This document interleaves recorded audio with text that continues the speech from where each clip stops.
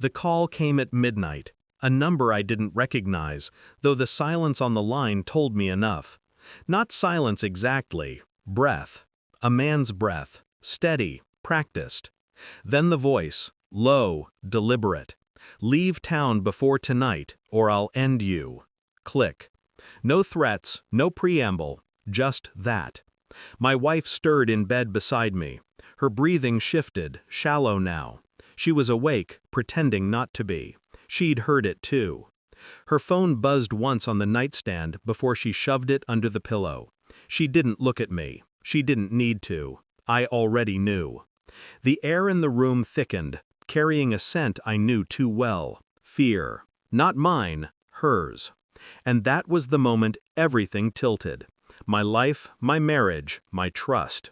It didn't fall apart. It pivoted, slowly, like a blade turned toward my throat. I lay there in the dark, eyes open, pulse calm. A laugh flickered somewhere deep inside me, not because it was funny, but because after 18 years of MOSSAD work, I could recognize amateur threats in their purest form. Cutting people, waving blades, brutal, messy gestures. Amateurs always believed in spectacle.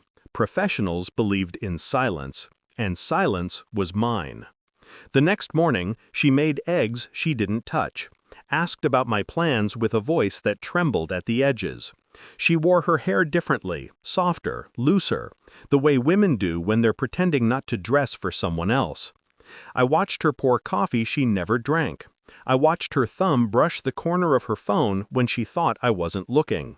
The betrayal wasn't sharp. It was slow, like frost spreading across glass, invisible at first, until it formed a pattern that couldn't be ignored. A Cartel Sicario of all people. That's who she chose.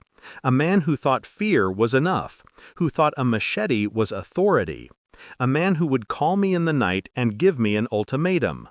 My wife, the woman who once begged me never to tell her what I did overseas, had invited a wolf into my home.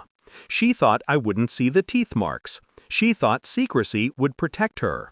It was almost insulting. I didn't confront her. Not yet. I watched. I listened. Silence is always the sharpest weapon. Her phone lit up at odd hours. Numbers she erased but never fully cleared. Receipts hidden in her purse. Cash withdrawals. Small enough to slip beneath attention. Frequent enough to matter.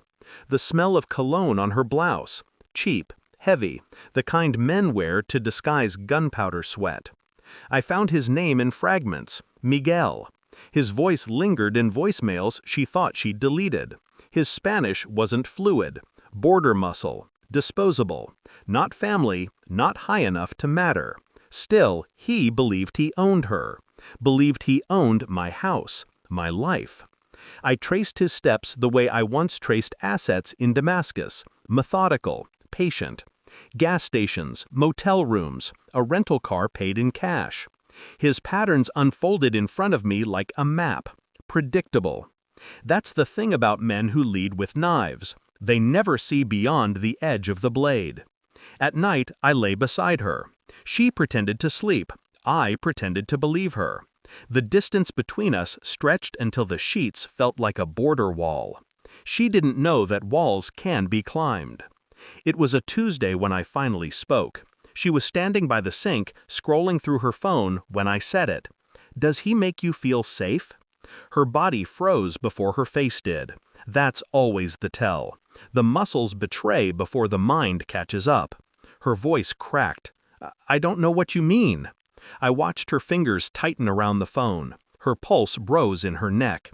"Miguel," I said quietly, "cartel errand boy. Likes machetes. Likes threats. Likes pretending he's a man." The phone slipped from her hand into the sink. Water hissed over glass. Her lips parted, searching for denial, but the truth had already gutted her. She broke faster than he ever could. Tears blurred her mascara, but I didn't move to comfort her. "You don't understand," she whispered, but I did. I always did. I didn't touch Miguel. I didn't need to. One call to a man who owed me favors, one dossier forwarded to the right desk in Mexico City. By morning, Miguel no longer existed. His cartel forgot his name. His motel room emptied like it had never been rented. Silence swallowed him whole.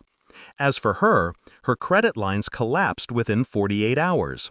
The accounts she thought were hidden, the ones Miguel fed from, evaporated. A senator's wife, she would have survived. But a Sicario's mistress? No one protects that. When she realized the walls were closing in, she looked at me like I was the monster. Maybe she was right. I left her sitting on the kitchen floor, phone drowned, mascara smeared, whispering a name that no longer existed. She wasn't mourning him.